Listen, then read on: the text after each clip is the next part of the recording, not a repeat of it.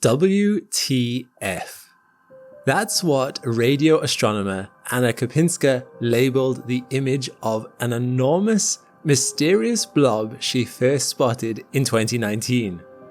Billions of years from Earth, in the realms of deep space, it appeared like a ghostly ring of smoke, a glowing oddity of radio waves that didn't appear to match up with any known supernova remnant or galactic interaction. What in the world, in the universe, could this be? It may have been unusual, but this object was not alone. Named odd radio circles, or orcs, the objects we have found seem to encompass everything we struggle to explain in the cosmos. 5 orcs have been confirmed since Kopinska's first finding, and several more blobs may fit the profile. What cosmic force is so powerful that it could sculpt a ring of energy 1,000,000 light years wide, so vast it dwarfs our Milky Way by a factor of 10? Are these radio rings the relics of galactic rebirth, or the dying echoes of something we have yet to comprehend? And why haven't we found more of them? I'm Alex McColgan, and you're watching Astrum. Join me today as we attempt to unravel one of modern astronomy's greatest mysteries, and reveal the 4 leading hypotheses that could unlock the origin of these objects so odd they defy even the universe's standards. This mystery first began as a result of modern technology. Around the turn of the new millennium, technological advancements in radio astronomy drastically increased the number of known radio sources from just a few 100,000 to a couple million. For decades, nobody was able to significantly increase that number. That is, until recently. Radio astronomy was due for another upgrade, and Australia's National Science Agency, the Commonwealth Scientific and Industrial Research Organisation, oversaw the launch of the revolutionary Australian Square Kilometre Array Pathfinder Telescope, or ASCAP, one of several new radio telescopes coming online at the time. With 36 radio dishes that are each 12 metres across, what makes the Western Australia Radio Telescope special is its phased array feed, which allows it to image huge areas of the sky at once, unlike the previous generation of radio telescopes. ASCAP's field of view is an impressive 30 square degrees, the equivalent to the surface area of about 150 moons as seen from Earth. The phased array feed allows astronomers to ignore radio signals from things like satellites, which can otherwise create blind spots for radio telescope receivers. With this new generation of telescopes, radio astronomers are able to detect even faint, diffuse objects. Western Sydney University professor Ray Norris of CSIRO, later leading the original orc discovery, predicted that the Australian Telescope's Evolutionary Map of the Universe project, or EMU, would be part of an extraordinary increase in our knowledge of radio sources across the universe. The project is named after the emu in the sky, a constellation of dark nebulae, rather than stars, in the Milky Way galaxy, which has been recognized in Aboriginal astronomy for generations. All of the radio sources discovered up to that point by every radio telescope in the entire history of radio astronomy amounted to about 2.5 million sources, and the EMU project alone was expected to increase that total to 70 million radio sources. Keep in mind, that only represents the discoveries that were expected to come from just one of the new radio astronomy telescopes. Norris was certain that all of this new data would deliver some major surprises. And it did, much sooner than anyone expected.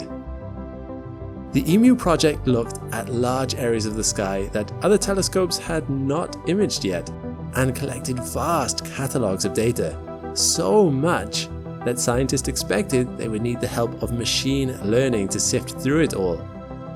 But it was in the process of browsing through some of the project's preliminary images that Kopinska, the radio astronomer who discovered orcs, would first notice the oddly shaped radio emissions, using her old-fashioned human eyes.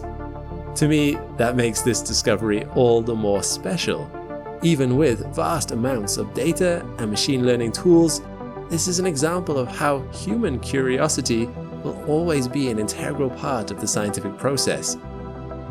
While browsing these early emu images, Kopinska started to notice some strange shapes that she couldn't identify as any known space object. On an image of one of these odd shapes, a circle of radio emissions like a giant smoke ring floating in distant space, she wrote the label WTF, encapsulating just how baffling this was. Kopinska had never seen anything like it. After sharing her strange discovery with colleagues, a team of radio astronomers including Norris and Emil Lenk began sifting through the images, searching for more of these circular radio blobs. Lenk found a second blob just a few days after the initial discovery, and the team eventually coined the name odd radio circles. At first, they weren't even sure if these were real objects or just some kind of artifact error from the telescope, but they were able to use other telescopes to locate the orcs, confirming that these odd radio circles were in fact real. The question that followed was, of course, what are these things? Luckily, we've been able to learn a bit more about orcs since Kopinska first noticed one. This is an image of Orc 1 from the EMU pilot survey, a blurry, grayscale blob. But luckily, the EMU team also produced this second, colorized and enhanced image that helps to bring out the less obvious features while still maintaining the original resolution. In the color image, Orc 1 now appears as a hazy green-blue blob. Because this hazy blob is only actually visible in radio wavelengths, the color in this image had to be added in so that we can visualize it. It also helps us see more distinct features within the orc structure.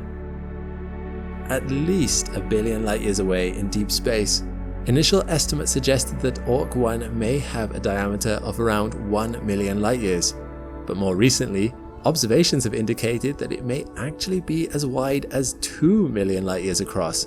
That's 20 times the width of our own galaxy. So, we know how big orcs can be and how distant they are, but what are they? At first, some thought these strange rings might be the remnants of a powerful supernova, but the conditions were all wrong. For one thing, we typically find supernova remnants near the galactic plane, and all of the orcs we've identified are too far away from it. Not only that, but it appears that some of these orcs might have galaxies in their centers, which is not something we see with supernova remnants. What's more, the scale is all wrong too. Most supernova remnants are a few dozen light years across, but these orc rings are far, far larger. Big enough to encompass entire galaxies at their center, the orcs we've observed so far are hundreds of thousands, up to 2 million light years across. These are not supernova remnants. Orcs must be something else. Orcs could also be something we are already familiar with, like the jets from a radio galaxy. But the vast distance, or maybe an odd angle, might obscure our ability to identify them. Since the initial discovery of Orc 1, astronomers have had the chance to observe it with additional telescopes, revealing an object that appears to be at the center of the circle that can be seen in both visible and infrared light.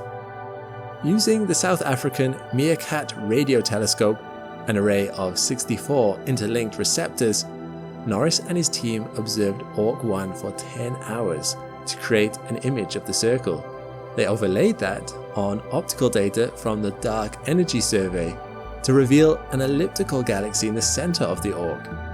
With this, they were able to estimate the central galaxy's distance from Earth at around 5 billion light years away. Not only did they find this central elliptical galaxy, but the high sensitivity image also revealed a complex inner structure of knots and arcs, with additional galaxies found at these knots.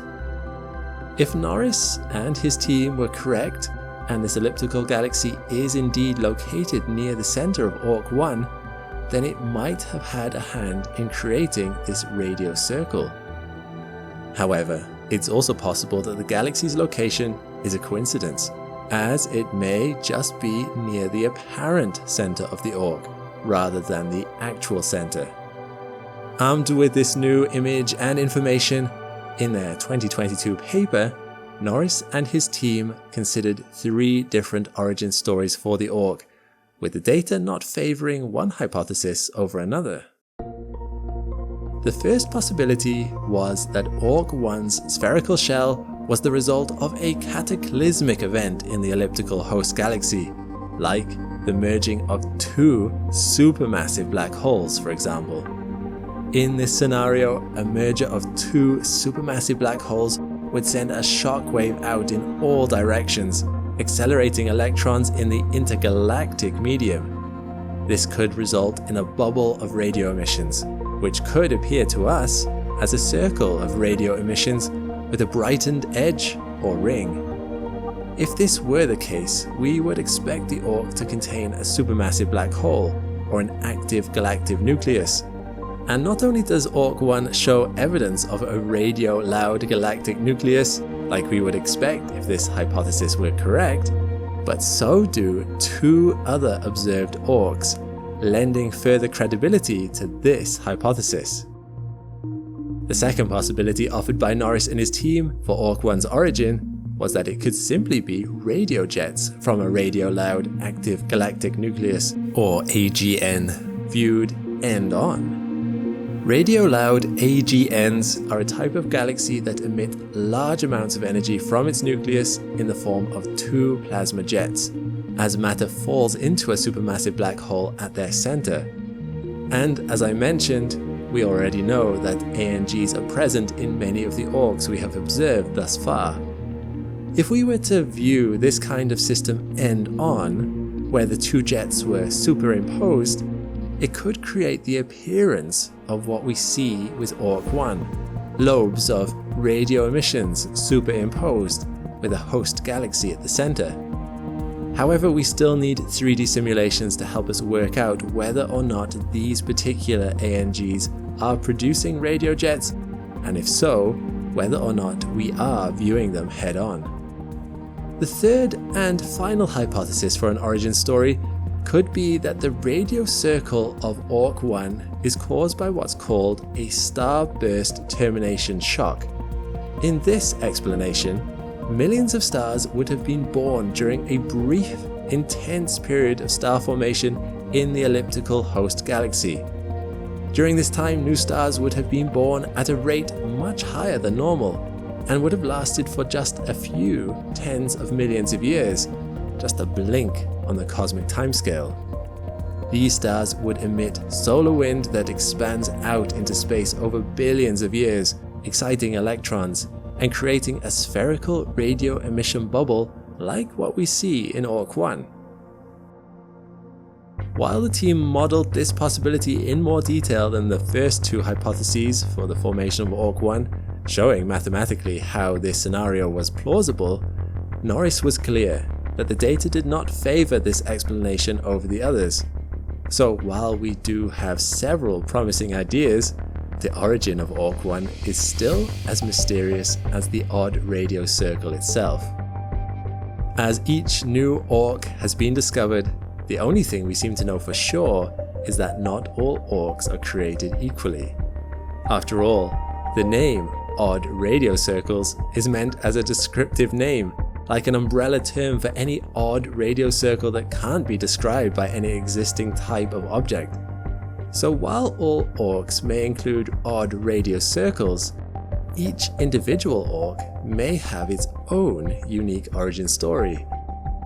The discovery of Orc 2 and 3, the second and third odd radio circles to be identified, didn't do much to help solve the mystery of how Orcs are created. In fact, they introduced even more questions. Seen in this grayscale image, the 2 Orcs appear to be very close to each other, nearly touching.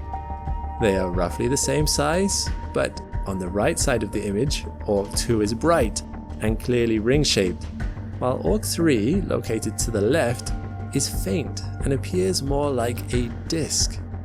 In fact, Orc 3 may not even be recognizable in the grayscale EMU image if it weren't for the light grey speckles seeming to cluster together into a circular shape right next to the more distinct ring shape of Orc 2.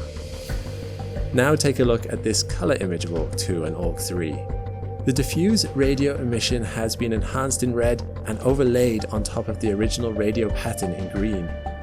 You can see the obscured green colour behind the red glow, where the ring shape of Orc 2 is located, and to the left you can see its fainter sister circle of Orc 3, only visible in diffuse red. The proximity of these orcs would suggest that they are related somehow, but if that's the case, why do they appear so different?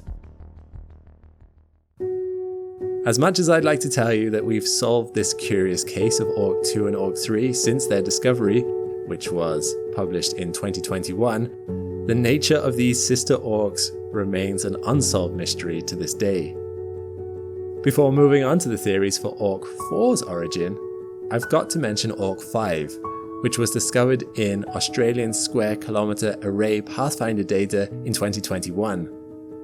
While we don't have any leading theories for Orc 5 specifically, this orc was found to have a central elliptical galaxy, like Orcs 1 and 4, and interestingly, Orc 5 was the only one found to have both this central galaxy and a nearby neighbouring galaxy found at approximately the same distance from the Orc ring, which suggests these two galaxies are likely interacting gravitationally. While there may be some repeating characteristics, for every Orc we've confirmed so far, it seems that each one has their own unique qualities. Of course, as we discover and confirm more Orcs, it may be that this won't be the case in the future. But with so few Orcs and so little observational evidence, it's been difficult for scientists to nail down one theory for their origin. And that brings us to Orc 4, dubbed the cloverleaf Orc because of its irregular shape. Of course, this turned out to be another unique case. First identified in archival data from the giant meterwave radio telescope, the cloverleaf Orc would end up being the most extensively observed and imaged odd radio circle to date, having been observed in radio, X-ray, and visible wavelengths. In this stunning image of the cloverleaf Orc, wavelengths from several observations have been combined, with radio emission shown in red, optical wavelengths depicted in white to yellow, and X-ray emissions in blue. This Orc resides some 600 million light-years from Earth and stretches more than 325,000 light-years across, a little more than 3 times the width of our galaxy. In 2024, astronomers at the W.M. Keck Observatory in Hawaii detected strong fluorescent light from oxygen atoms coming from the cloverleaf Orc, stretching across 130,000 light-years of the Orc's massive structure. This Oxygen 2 nebula of heated, compressed gas, also called shocked gas, seemed to have been created by a fast-moving explosion, according to Alison Coyle, astronomer and astrophysicist at the University of California, San Diego, who led the research team and conducted this study of Orc 4. Since the cloverleaf Orc also has a central elliptical galaxy, Coyle stated that one possible explanation was that this Orc could have been formed by a starburst termination shock event, one of the 3 possible hypotheses for the origin of Orc 1. The team was able to calculate the age of the stars inside the galaxy in the cloverleaf Orc and found that they are 6 billion years old.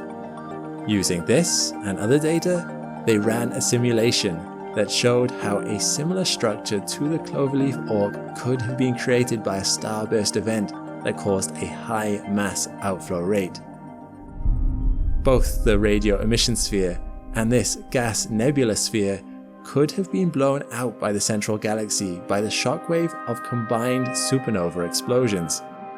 While this is an exciting possibility, especially because of its similarities with one of the Orc-1 hypotheses, it's not the only possibility. That same year, using the European Space Agency's XMM Newton X-ray telescope, a team led by scientists at the Max Planck Institute for Extraterrestrial Physics in Germany detected diffuse X-ray emissions for the first time in an odd radio circle, coming from the cloverleaf Orc. Based on their observations, the same team that observed the X-ray emission, led by German astrophysicists Bulbul and Chang, hypothesized that the cloverleaf Orc may be linked to a cosmic dance between two groups of galaxies. The X-ray observations suggest that the cloverleaf Orc could be the result of a messy merger of two galaxy groups that gravitated towards each other. This type of a galaxy merger could have created shock waves that would leave behind a gigantic bubble of radio emissions, like what we've seen in observations of this Orc. However, a lot is still unknown, and it's unclear why this set of galactic groups would produce such an Orc, while other similar galactic group mergers don't seem to leave behind the same gigantic bubble of radio emissions. As you can see, the mystery of how Orcs came to be is far from solved. In fact, it's still up for debate whether the cloverleaf Orc is in fact an Orc at all, seeing as it is more of a diffuse cloud and lacks the telltale bright edges of radio emissions. Norris points out that similar cloverleaf-shaped radio clouds have been observed in other galaxy groups, not all of which are associated with Orcs. The key to resolving which objects are part of the Orc family and which are not is more data. Deeper radio and X-ray observations may be able to help identify more complex structures and help differentiate between actual and near Orcs.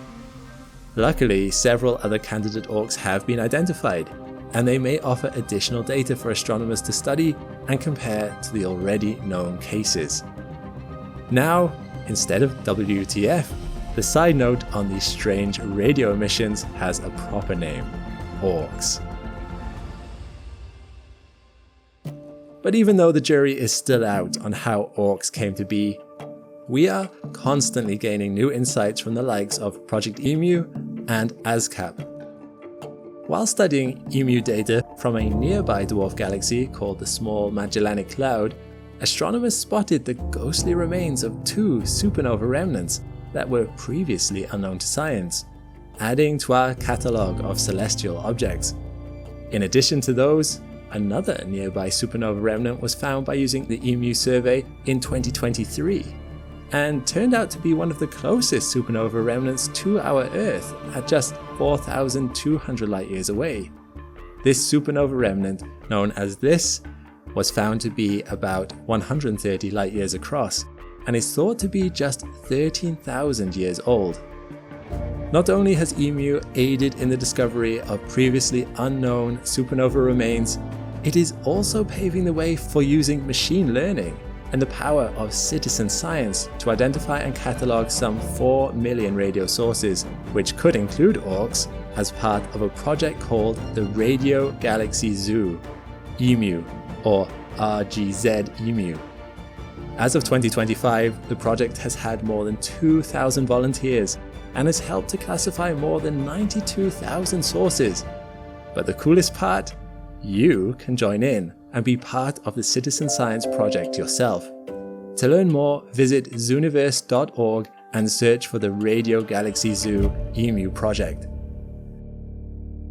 As our tools continue to improve, I believe that astronomers are bound to discover more Orcs, and even more objects we don't know even exist yet.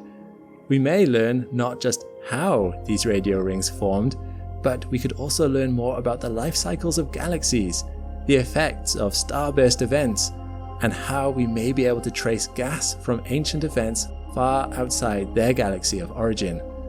For now though, the mystery of the origin of these odd radio circles persists, although with several promising hypotheses.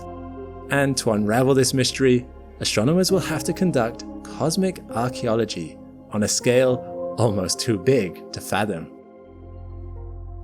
In 2022, astronomers using the Murchison Wide Field Array discovered a strange new radio signal that was arriving every 22 minutes. The astronomers were no strangers to such repeating signals. They typically come from pulsars, neutron stars which send intense pulses of light across the universe as they rotate on their axis. But as they began to look deeper into records of past observations, they realized this signal had been arriving at Earth since at least 1988, with remarkable stability, far more stable than is expected for a pulsar rotating every 22 minutes. If it was a neutron star, it was unlike any they had seen before. So, where was this signal coming from?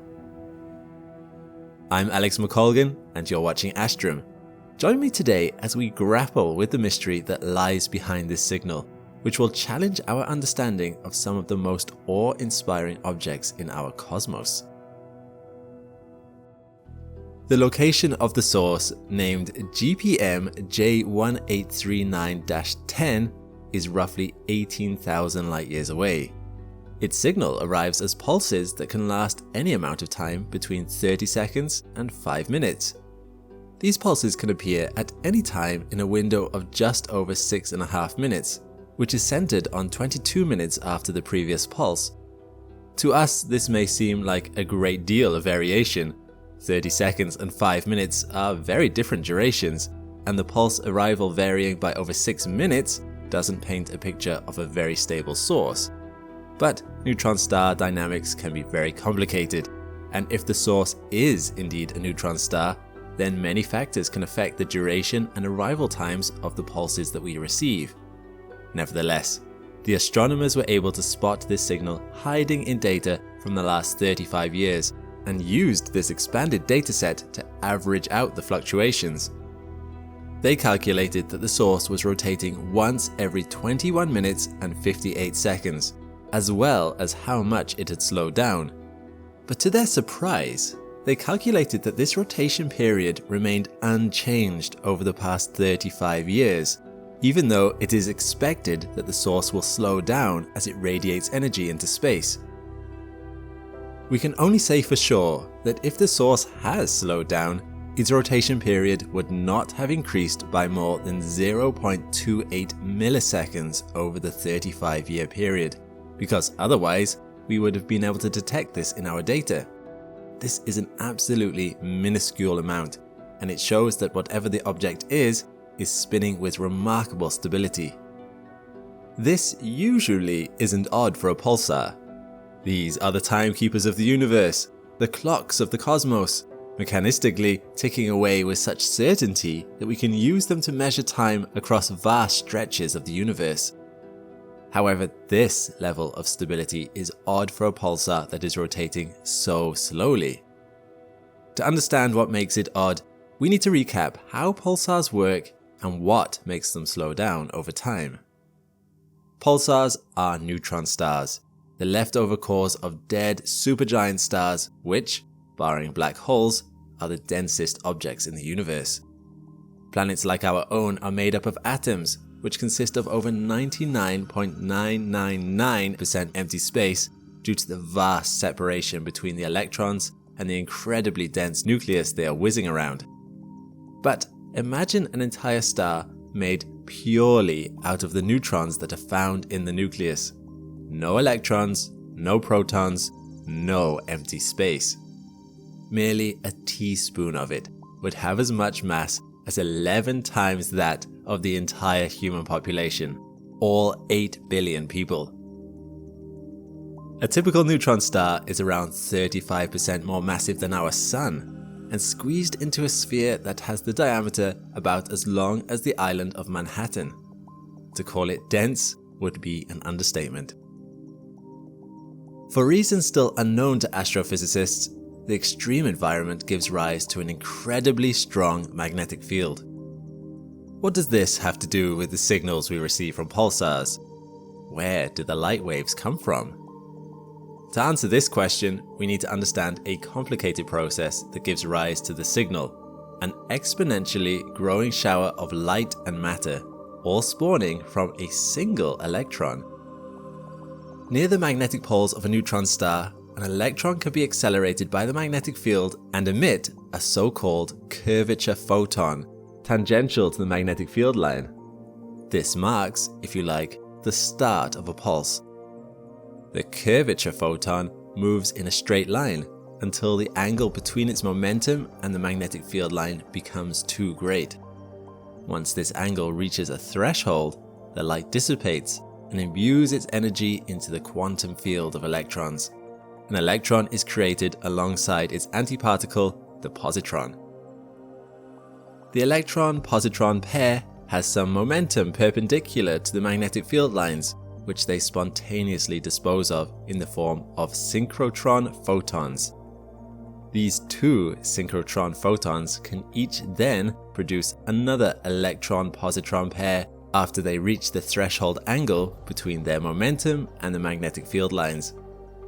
This process repeats again and again, exponentially increasing the amount of photons and electron-positron pairs created until the synchrotron photons no longer have enough energy to create electron-positron pairs, putting an end to the cascade. These photons then beam out into space, while the original electron continues its journey, generating more curvature photons and more cascades as it moves along the magnetic field lines. This pair production cascade is why the light of a pulsar is so intense that we can detect a signal from this tiny stellar remnant thousands of light years away. But why do we see this light as pulses rather than a continuously glowing beacon of light shining at us?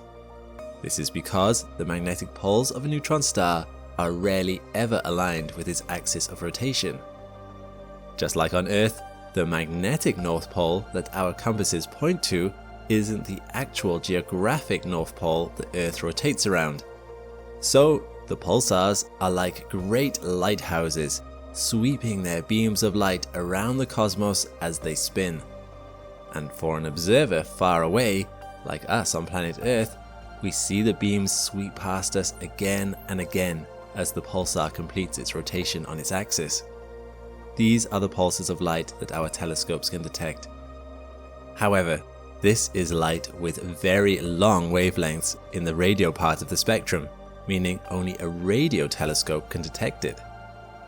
The light that the cascade produced is of the same wavelength, with the peaks and troughs of the light waves fluctuating in unison.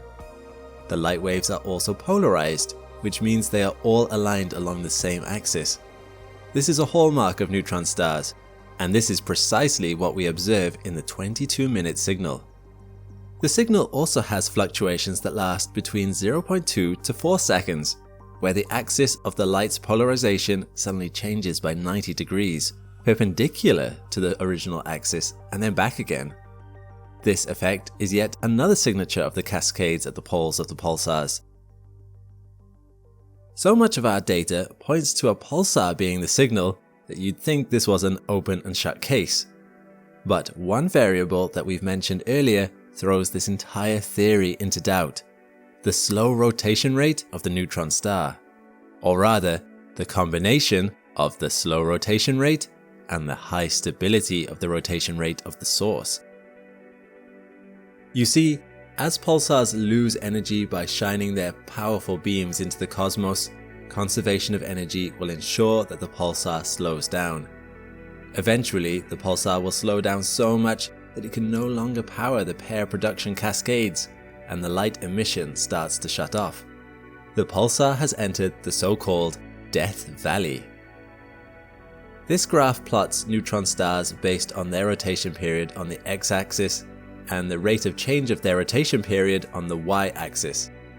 Death Valley is shown in this grey band running through the middle, and any pulsar that has properties below this line should not be shining as the bright lighthouses they usually are.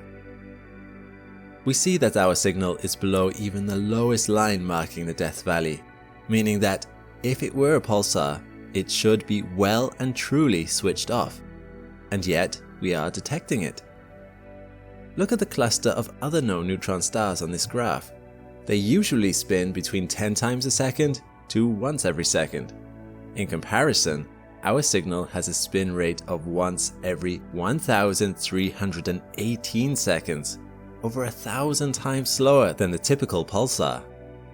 This would be fine if it was also slowing down quickly, which equates to moving this data point upwards on this graph above the death valley. Such rapid energy loss would power the pair production cascade necessary to light the beacon of the neutron star. Yet, the neutron star is mind-bogglingly stable, and it makes no sense that we can detect it. The astronomers who found the signal considered an alternative mechanism that might explain how a neutron star with such properties might have produced this light. Maybe the neutron star is a magnetar, a neutron star that has an unusually strong magnetic field, greater than 10,000 times the strength of the weakest neutron star magnetic fields. Magnetars are known to undergo starquakes, cataclysmic events that release the tension in the upper crust of a neutron star.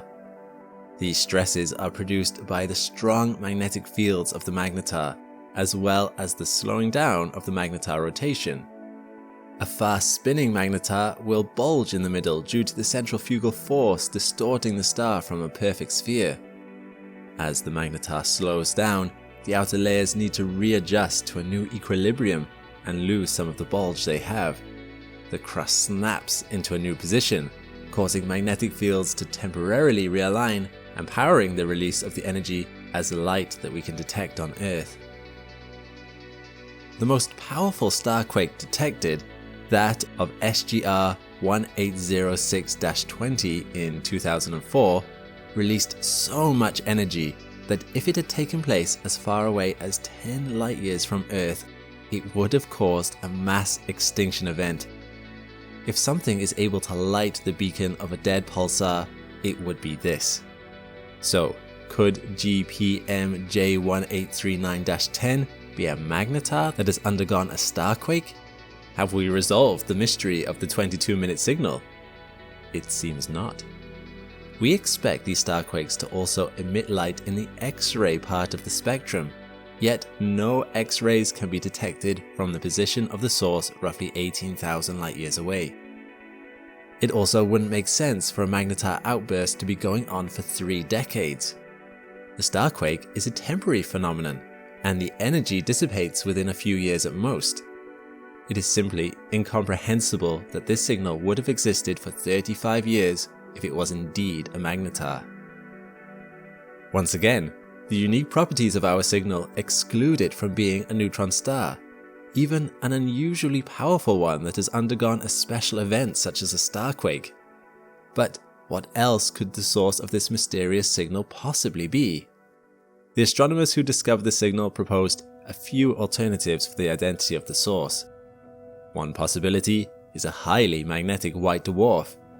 A white dwarf is another type of remnant left from the recent death of a star, but one that didn't have enough mass to collapse the empty space in the atoms to become a neutron star. A remnant that has an unusually strong magnetic field could produce radio emissions, and as it is not a neutron star, it could get away with being as slow and stably rotating as the source of our object while doing so. The issue is, this would require an exceptionally strong magnetic field, greater than any we have spotted on a white dwarf. AR-SCO is the only known radio pulsar that is actually a white dwarf, and its radio emissions are 1,000 times less luminous than the source of our 22-minute signal. So, if a white dwarf is unlikely, what are our other options? Astronomers have observed low-frequency radio waves coming from the interactions between stars and exoplanets, as well as a binary of 2 brown dwarfs rotating around each other, but this emission is typically weaker, around 100 million times weaker than the source of our signal.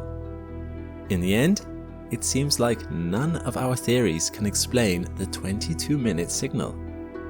While the unresolved question about the source of the signal may feel frustrating, this is precisely the kind of mystery that astrophysicists look for. When scientists find new data that challenges our long-held theories, they can usher in revolutions in our understanding of the universe around us. Here, our already shaky understanding of neutron stars is being challenged. The astronomers are confident that the ease with which they identified this signal means similar sources lie out there in the galactic plane, waiting to be identified. Just like GPM J1839-10, the other signals might already be lurking in the data we have collected. Identifying more of these signals will shed light on the process powering a mission beyond the neutron star Death Valley. Whatever lies behind the 22-minute signal, we are sure to learn of an entirely new phenomenon that we have never seen before. Isn't that exciting? What do you think could be the source of the 22-minute signal? Let me know in the comments below. In the Milky Way alone, there are thought to be 100 billion planets. Of these, 30 million are thought to exist in Goldilocks zones that are just the right distance away from their suns to support life, while also containing the right mix of chemical elements that life like ours can arise from. In all the 13 billion years of the universe's existence, if just a tiny fraction, if just 1% of these went on to become civilizations capable of reaching out into the cosmos, then we should be seeing signs of thousands, if not millions of alien races running across our galaxy. And so, in the words of Nobel Prize-winning physicist Enrico Fermi in his famous Fermi paradox, where is everyone? I'm Alex McColgan and you're watching Astrum. Today we will be exploring some of the possible answers to this question, because although we don't know for certain whether aliens exist, there are actually some surprising barriers that might stop us from seeing them even if they do. Let's start by addressing the elephant in the room. Maybe there's no one to see. In our last video, we explored the possible odds of alien life existing and found that if it was true that it's quite difficult for life to arise from non-living materials, or if it's unlikely that life would go on to become intelligent as we have done, then it's entirely possible that there would be no ships or signals in the sky simply because there are no aliens. We would be the first ones to ever make it this far. All other planets could be empty and desolate. It would then be our opportunity to spread out across the universe and discover all these empty rocks, and the only life we'd ever encounter is whatever we brought with us from Earth. While this is a perfectly reasonable possibility, there is no conclusive evidence to prove it wrong. This is not the only explanation that exists for why the sky isn't full of signals. We should also be aware that we are constrained by a surprising natural limitation. For us to discover or make contact with an alien civilization, one of two things needs to happen. Either we need to send out a message to an alien civilization and then have them send a message back to us, or the alien civilization needs to have made the first overture, messaging us directly. There are different ways of doing this. For instance, we might be sending spaceships to each other, or we may be using unmanned probes. But there are significant issues with doing anything other than sending messages. Sending a spaceship is a tricky business. At the current speeds our spaceships are capable of, it will take potentially millions of years for an astronaut to reach their destination. The Voyager 2 probe took about 49 years to even leave our heliosphere. The nearest star is 4 light years away.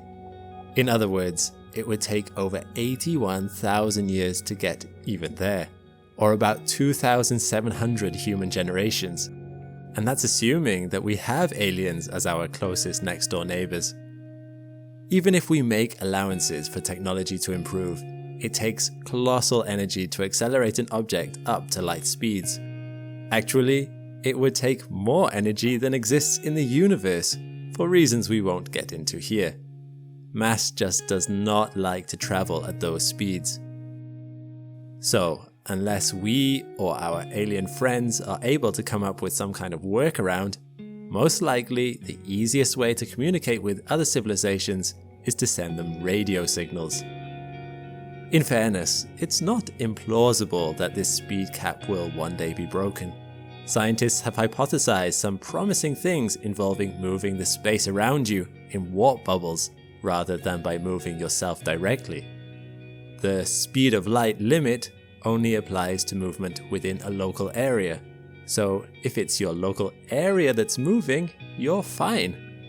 We actually have examples of this in nature around black holes, which I explore in one of my other videos. But until that becomes a scientific reality, let's just go with the fact that it's much easier to call than to visit in person. It's significantly easier and cheaper to send out light or radio waves, as simple as turning on a sufficiently large light bulb. So, let's assume that this is how our first contact with aliens will occur. Even here, however, we hit a roadblock. Radio signals and light are more than capable of traveling at relativistic speeds. It's called the speed of light for a reason, after all. However, that's its limit: light speed.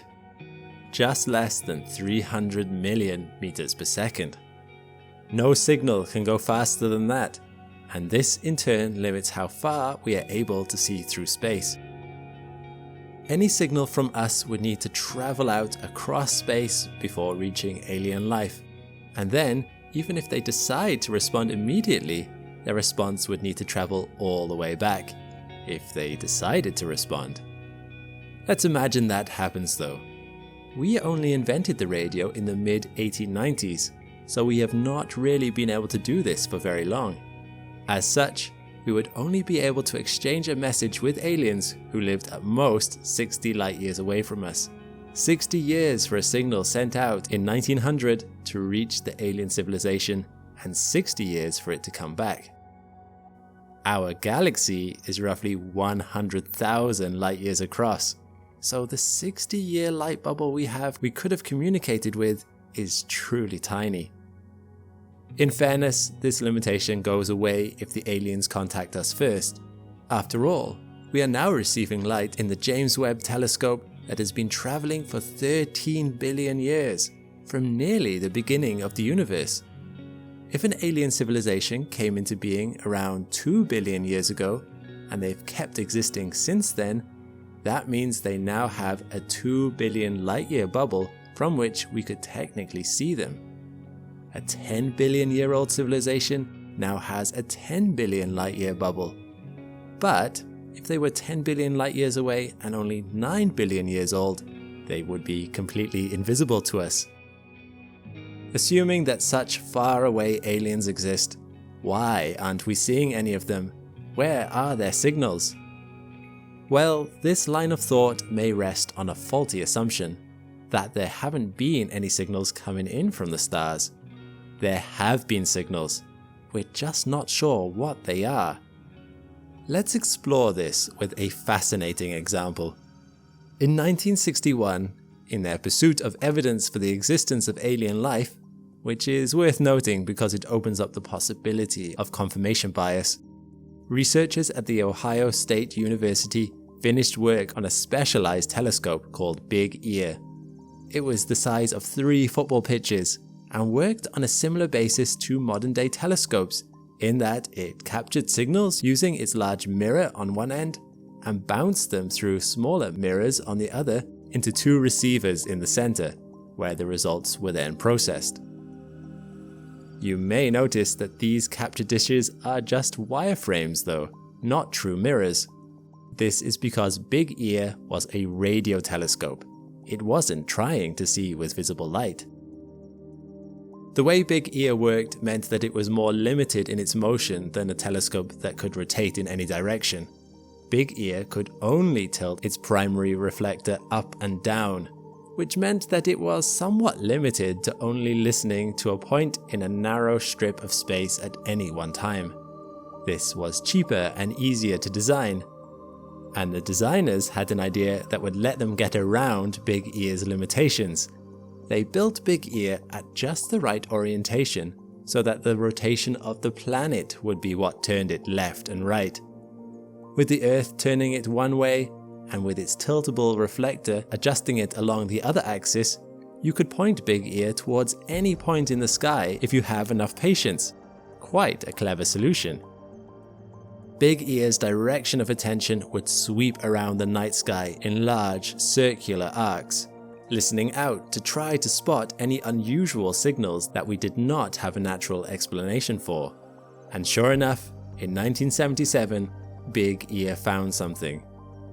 On the 15th of August, a 72-second long pulse of radio waves came in that were 30 times more powerful than anything Big Ear had heard before in the background chatter of the universe.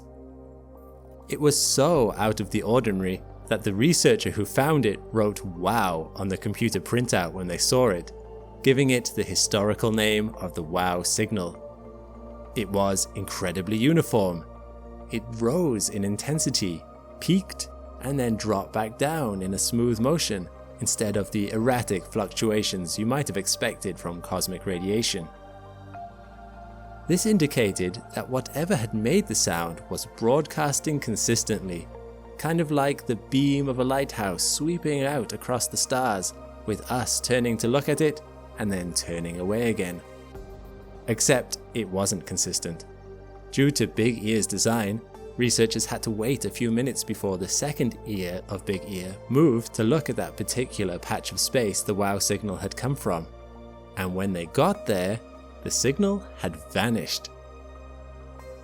Ever since then, despite checking back in from time to time, we have never heard another wow signal come from that region of space to this day. So what was it? A fault in the machinery of Big Ear? A passing comet that threw out a momentary burst of signals? Or an alien civilization trying to communicate?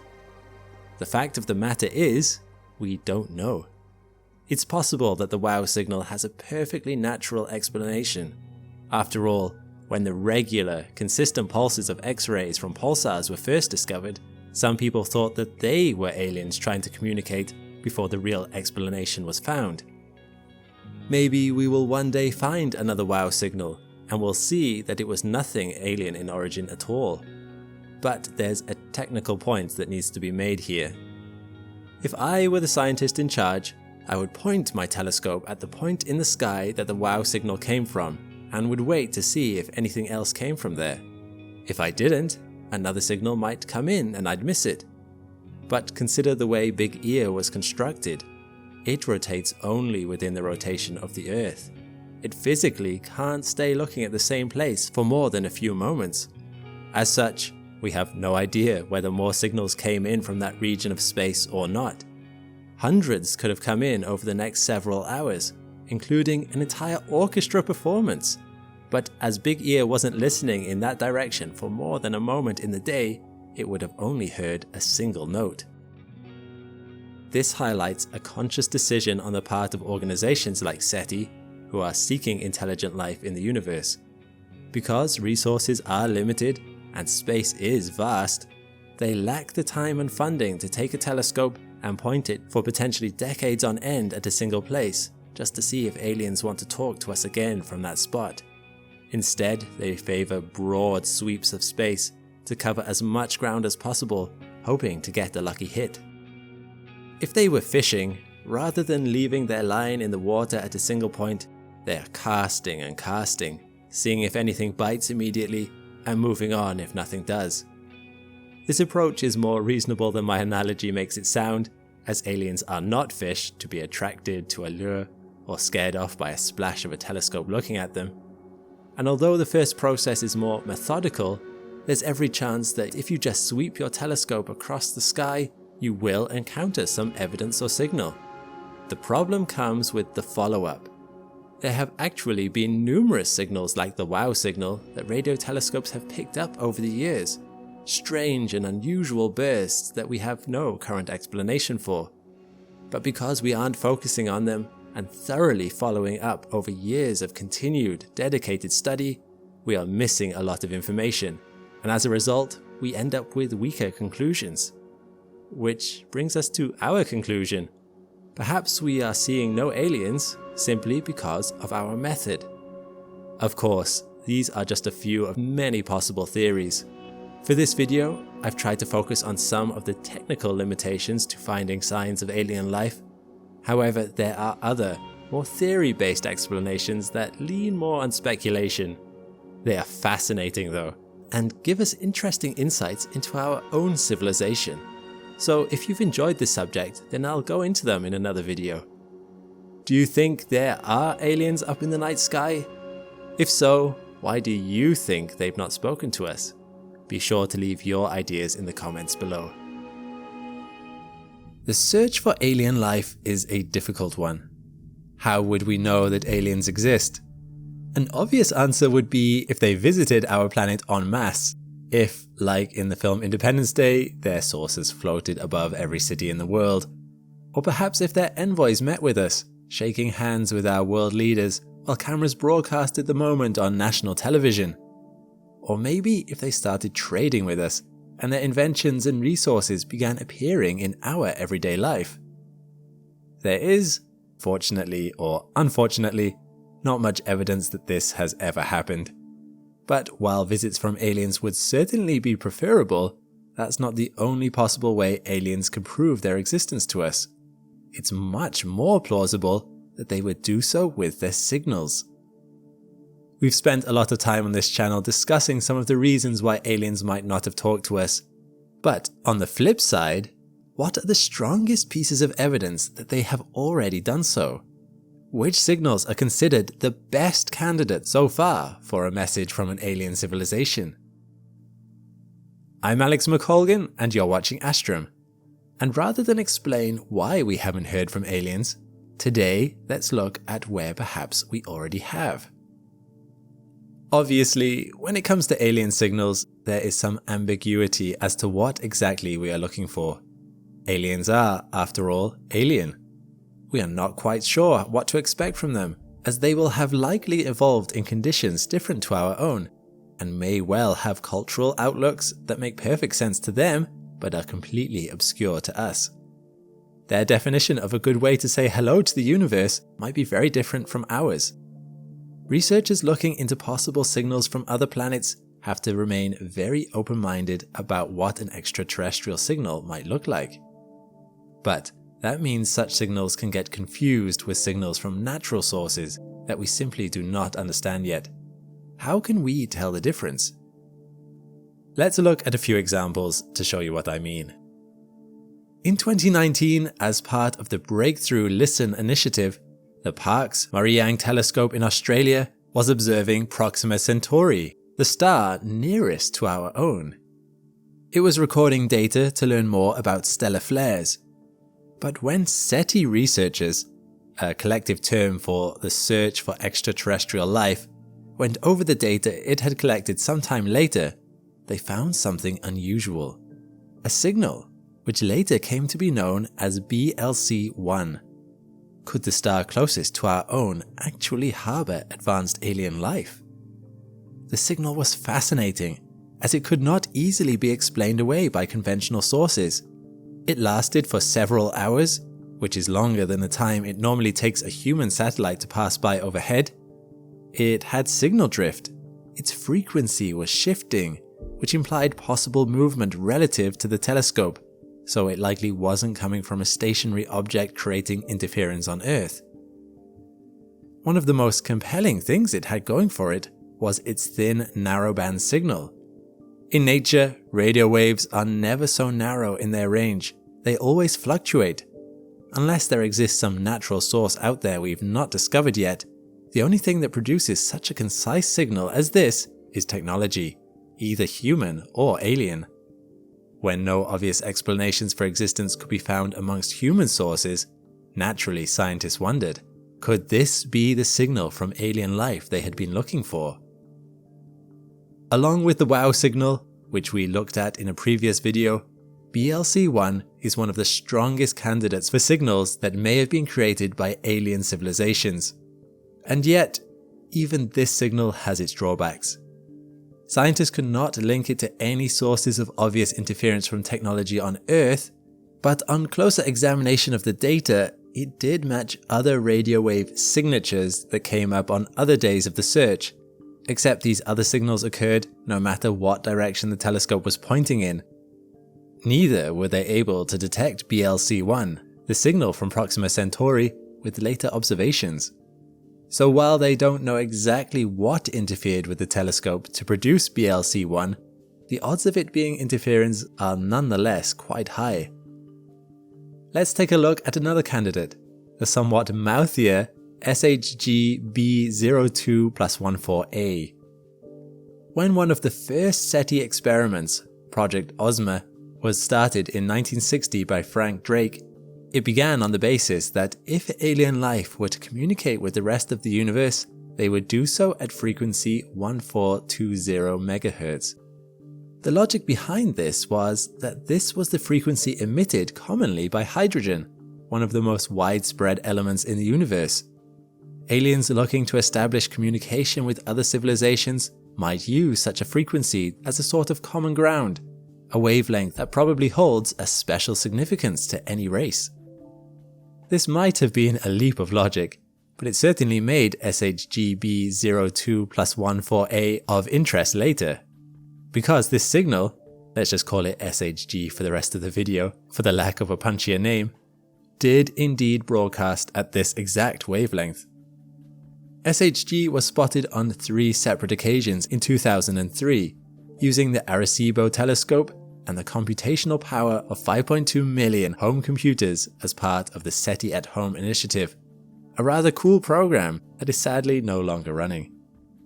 SHG had no obvious explanation for its origins in nature, and it didn't appear to be interference.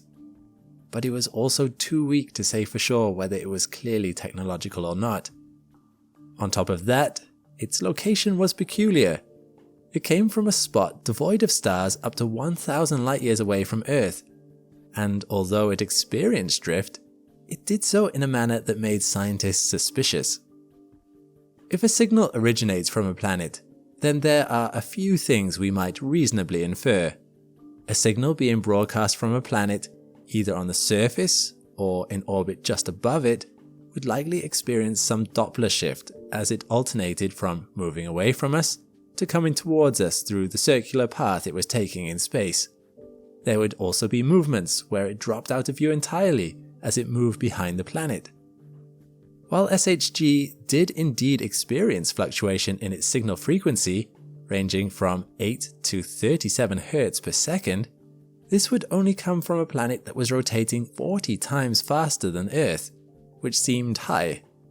It was also strange that each time the signal was spotted again, no matter where it had been when it had last been sighted, it always began at 1420 MHz. The odds of you looking at an orbiting transmitter on 3 separate occasions and each time spotting it starting off at the exact same location is incredibly slim, which is what you'd need for this to make sense. This observation pointed to it being, more likely, SHG was some kind of glitch in the technology. By looking at the process by which the BLC-1 or the SHG signals were evaluated, we gain an interesting insight into how SETI determines whether something might be of alien origin. To me, it is a method that lines up best with this quote from Sir Arthur Conan Doyle, in the words of his famous detective Sherlock Holmes. "When you have eliminated the impossible, whatever remains, however improbable, must be the truth." Each time researchers came across a new signal, they began by eliminating all possible alternatives. Could it be interference from a passing satellite? Is there anything in nature that we know of that could be producing this effect? Can we in any other way explain why this signal is here and behaving the way that it does? So far, alternative explanations have been found for these contenders for alien communication. Even on the occasions where human interference can be ruled out entirely, that still leaves open the possibility that these mysterious signals might just be undiscovered natural phenomena. And that is precisely the current discussion around the last candidate for alien signals I'd like to leave you with today: fast radio bursts. If an alien civilization were ever to be detected, it might not be intentional on their part. Powerful engines activating, or beams firing, all might release bursts of energy that give away a galactic civilization, which makes fast radio bursts, or FRBs, interesting. They are, just as the name suggests, very fast bursts of radio waves. We have detected hundreds of these strange, millisecond-long bursts across the sky. Scientists theorize that there might be thousands of them occurring every single day. They have mostly been detected outside our galaxy, but one was detected within the Milky Way in 2020, so they're not completely foreign to us. They seem to be coming from extremely powerful magnetic fields, and as of yet, scientists have no clear idea about what their origin might be. There are plenty of theories. Perhaps they are emitted by neutron stars, or maybe black holes, but there is no proof that puts any one theory over another, including that of alien technology. The CHIME telescope in Canada has a unique design that makes it ideal for detecting these fleeting blips in the cosmos.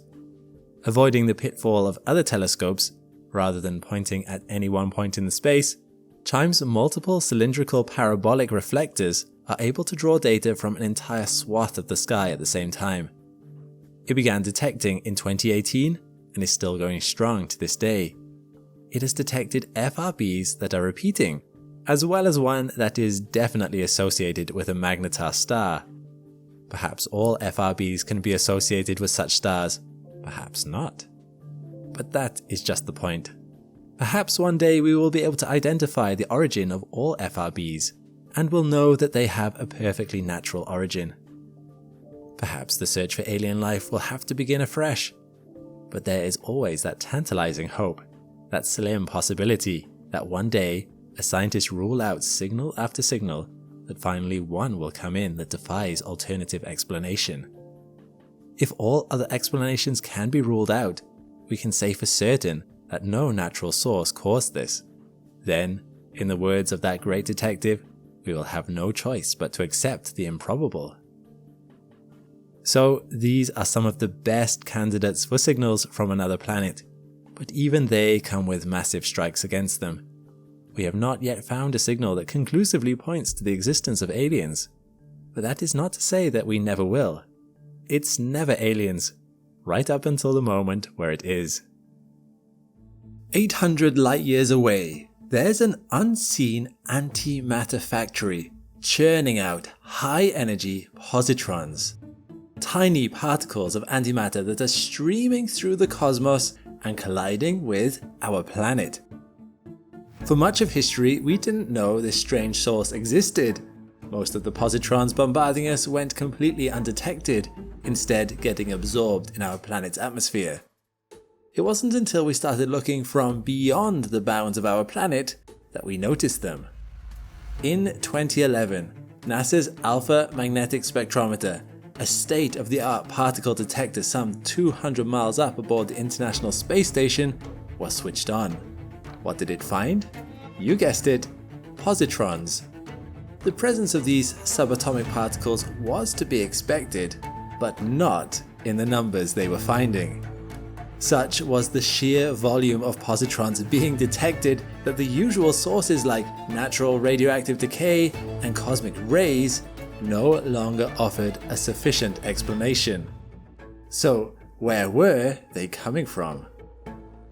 We've only recently been able to trace the culprit of this cosmic antimatter shower, and it all comes down to another high-energy discovery. A strange gamma-ray haze named Geminga, first identified in the 1970s. What is this mysterious source of gamma radiation, and what does it have to do with the unusual abundance of high-energy positrons hitting our planet? I'm Alex McColgan, and you're watching Astrum. Join me today as we tune into the enigmatic frequency of Geminga, whose gamma radiation has lit up the world of astrophysics for decades. Up in our night sky, nestled in the Gemini constellation in the northern celestial hemisphere, there is something peculiar going on. In 1972, NASA's Small Astronomy Satellite 2, or SAS-2, identified an unknown source of gamma radiation. But with the technology available at the time, the best it could do was trace its origin to this wider region of our Milky Way. So, the radiation's ultimate source remained hidden among the stars for decades. Nevertheless, it was given a name, Geminga, as coined in 1976 by Italian physicist Giovanni Bignami, who would dedicate his career to studying it.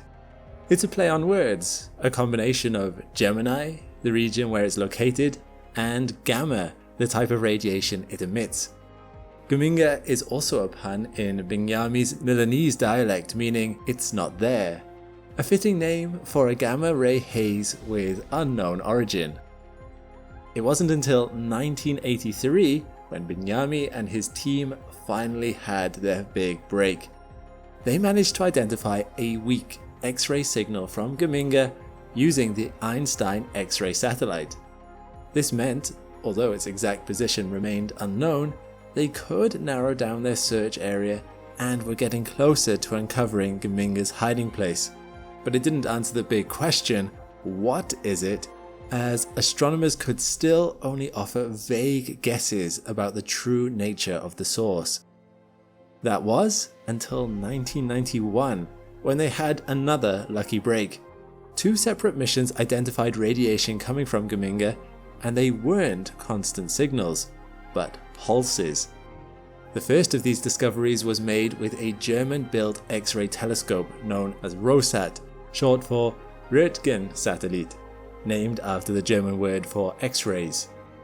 ROSAT was the first to identify pulses in the X-ray signal coming from Geminga, and soon after, they were also confirmed in the gamma wavelengths by the Energetic Gamma Ray Experiment Telescope, or EGRET, a telescope aboard NASA's Compton Gamma Ray Observatory satellite.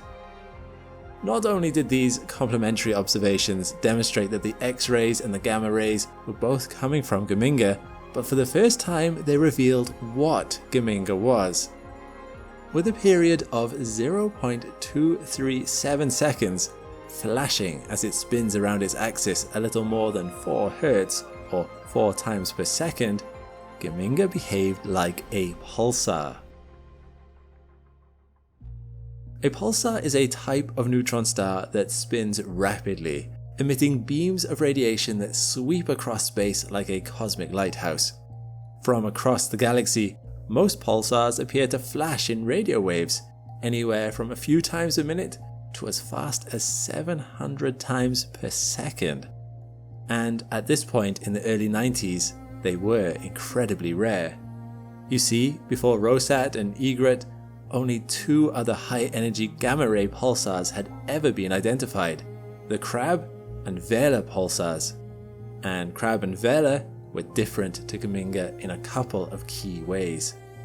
First, in addition to gamma rays, both of these pulsars also produced radio waves, and were therefore visible using radio telescopes. So if Geminga was a pulsar, then it would be the first discovery of one that was apparently radio silent, only emitting enough radiation to be seen in the gamma and X-ray wavelengths. And second, Crab and Vela were surrounded by their respective nebulae, remnants from when they were created from supernova explosions. But Geminga's nebula was conspicuous by its absence. So why is Geminga, this powerful source of gamma rays, so good at hiding from our radio telescopes? Where is its nebula? Or could it be a different type of object altogether? Well, the answer to the first question is, in part, because we hadn't been listening properly, due to the limitations of the available technology and due to our understanding of the radio emissions of such stellar remnants. You see, while radio pulsars can emit radio waves across a wide bandwidth from as low as 17 MHz to above 87 GHz, around half the radio spectrum, not all of these frequencies travel well through space. Even though we've known since the 1970s that radio pulsars often peak between 100 to 200 MHz, where they are intrinsically brightest, things like the interstellar medium, background sky temperature, and effects from the ionosphere mean that lower frequencies are dampened as they make their way across space, resulting in very weak signals that are much more difficult to detect. Because those radio signals are so weak, most radio telescopes hadn't been looking for them, instead confining themselves to searching for signals between 430 and 1600 MHz. This would have been fine had Geminga behaved as expected for one of its kind. Since it did not, it took until 1997 for scientists to realize what was happening. 3 independent observations from the Pushina Radio Astronomy Observatory were able to identify extremely weak pulses from Geminga using a sensitive transit antenna. The faint radio pulses came in around 100 MHz, which explains why previous radio searches for Geminga had come up silent. Turns out, Geminga wasn't truly hiding and had been sending us signals. We just weren't listening correctly. That same year, a team led by the late astronomer Janusz Gill theorized that another reason Geminga had appeared to be radio silent may be its magnetic field. Models showed that radio waves may be absorbed or refracted within the pulsar's magnetosphere, leaving only weak pulses around 100 MHz to be detectable. This would effectively leave it quiet at the higher radio bands than most telescopes used. Confirming Geminga was a pulsar, and specifically a gamma-ray pulsar, was a big deal. In fact, 99% of its output is in the gamma range, making it one of the brightest gamma-ray sources in our entire galaxy. It is, as it turns out, all that's left after a star, several times more massive than our Sun, exploded about 350,000 years ago. But its relative radio silence and its apparent lack of a nebula weren't the only unusual things about this pulsar. When Italian astrophysicists, including Bignami, Geminga's name-giver, compared a series of observations from the European Southern Observatory's 3.6 meter telescope and New Technology telescope with observations from the Canada-France-Hawaii telescope, they found that Geminga was moving. Not only that, it was traveling at an unusually high speed of around 0.2 arcseconds per year.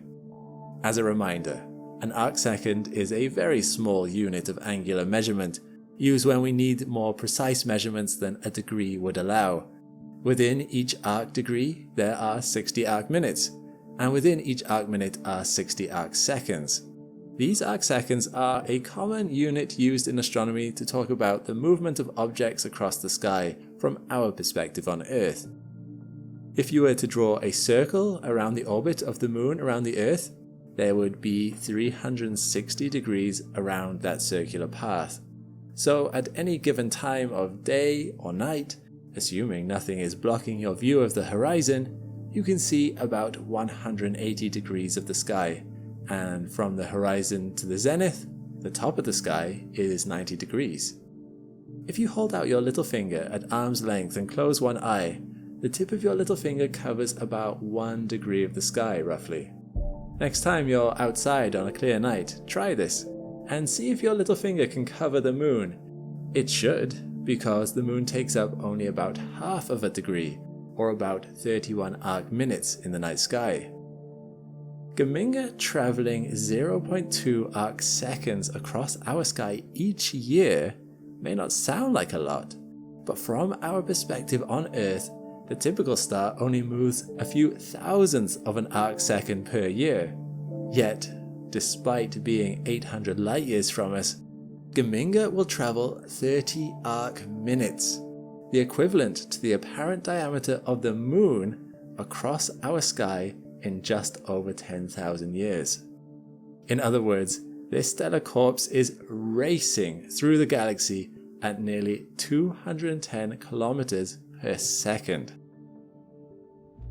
Heading towards the border between the constellations Gemini and Lynx, and at its current rate of motion, Geminga will remain in Gemini for another 500,000 years, but it may need a new name after that.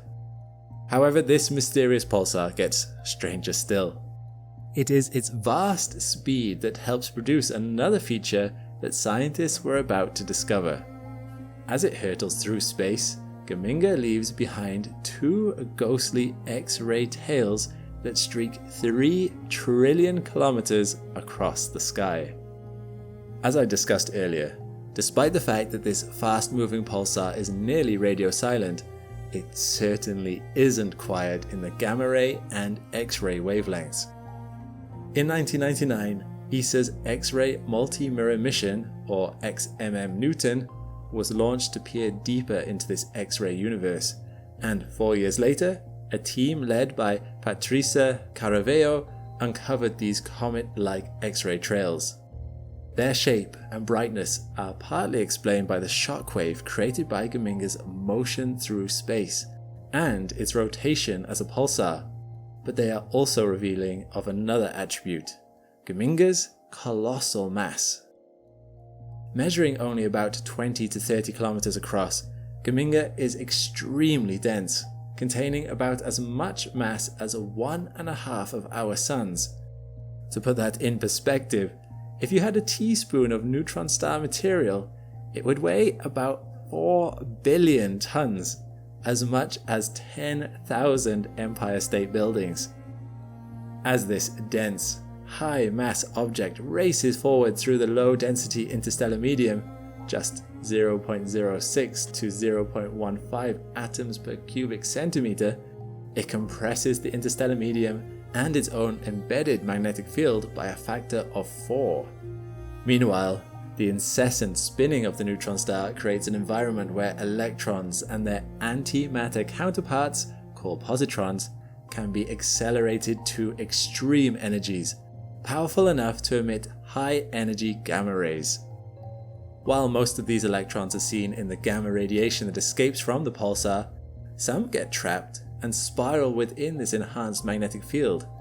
In these images from a computer model, the tails can be seen streaking along the edges of Geminga's 3-dimensional shockwave, like the wake created by a boat going through water. Only this boat is more massive than our sun, and the wake is made up of extremely high-energy X-rays. But the final piece of the Geminga puzzle wasn't discovered until 2005. Its nebula. Taking the form of a shell of neutral hydrogen gas with a radius of 0.4 parsecs wide, it turned out to be what we call a pulsar wind nebula. This type of nebula is created from the wind plasma that emanates from a pulsar's magnetic poles. The plasma, made of charged particles that can be accelerated to near light speed, surrounds the pulsar, creating a nebula of high-energy particles that give off strong X-ray emissions. With the confirmation that Geminga did have a nebula, its identity as a pulsar could finally be confirmed. But Chandra went even further. In addition to imaging Geminga, Chandra also looked at a second pulsar called B0355+54, and by comparing the two, astronomers uncovered another possible explanation for the absence of radio pulses from Geminga. On the surface, these pulsars seem quite similar. They are both about 500,000 years old, and they spin about 4 to 5 times per second. However, as you know, Geminga is seen primarily in gamma ray pulses, with no bright radio emissions. By contrast, the other pulsar, which I'll refer to as pulsar B, is not seen in gamma rays, and instead is one of the brightest known radio pulsars. How could these two pulsars be so similar, yet so vastly different in how we see them? The answer may be as simple as how each of these pulsars are oriented relative to our observation from Earth. Astronomers believe that these images of Geminga and pulsar B have revealed their spin axes and uncovered a reason for why radio and gamma ray pulses may be present or absent on different pulsars. Like our own magnetic field around Earth, both of these pulsars have magnetic poles close to their spin poles. These poles are where the beams of pulsing radio emissions come from. You could try to model this if you skewer a little foam ball right down the middle. The foam ball is a pulsar, and the radio beams coming from the poles are represented by the wooden skewer coming out both ends. If you spin the ball around the skewer like a spin axis, you create an equator around the middle. To illustrate the gamma ray source along the spin equator, called the torus, you could cut a hole in a paper plate and squeeze it over the foam ball. Now you've got yourself a disk of gamma rays beaming out from the equator in every direction. With Geminga, the edge of the paper plate is pointing towards us, meaning the gamma rays are heading to Earth.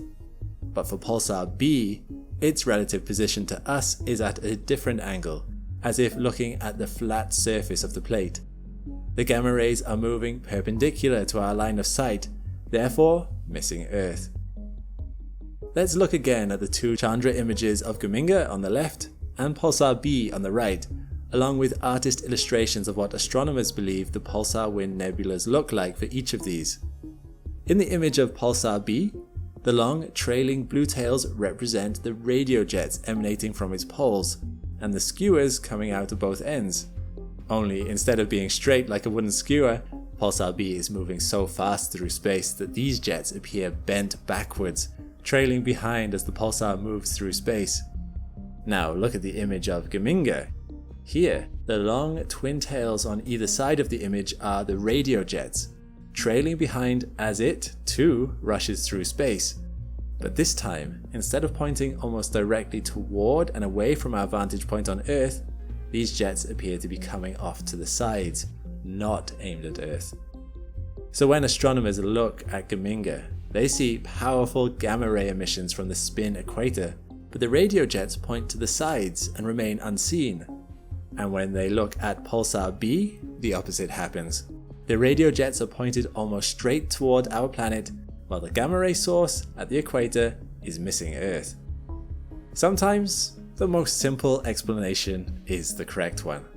And that finally brings us back to the decades-long mystery of an unusual abundance of antimatter bombarding our planet.